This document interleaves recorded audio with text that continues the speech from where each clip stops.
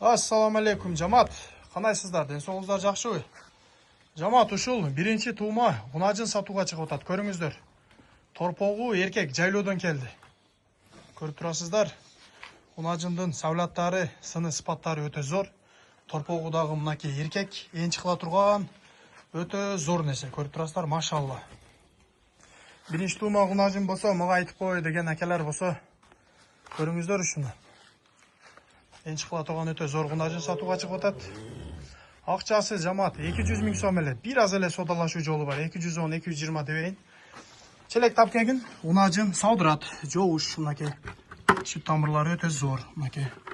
Челек коюп, саудырат мына. Төртөө тең иштейт. Сүттүн чыгыштары дагы өтө зор мына. Мынакей төртөө тең иштейт. Өтө жумшак эмчектери. Мынакей. Бир семьяга жете турган сүтү бар, 5-6 литр азыр пока. Сүтү коюк. Ушул унажынды көрүңүздөр энчиге. Өтө зор нерсе, торпогу эркек. Жоуш. 210-220 дебейин туугандар, 200 миң сом. Бир аз содалашуу жолу бар.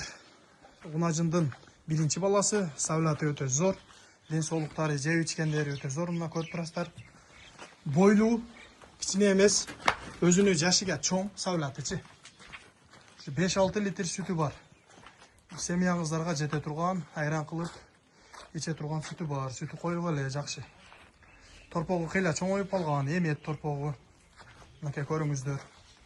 Торпого мынакей даңгал эмип жүргөн торпог. Азыр мынакей чечип дагы. Көргөзөбүз мына эмет торпогу. Мынакей. Акчасы 200 миң сом жамаат. Бир аз содалашуу жолу бар, жайлоодон келди. Буйруса бооз чыгат эми иншалла, букадан качып калса жакшы. Кызыккандар болсо срочно чалып жетишип калыңыздар, энчиге өтө зор вариант. Савлаты дагы жакшы, сөөк, собогу, торпогу эмет.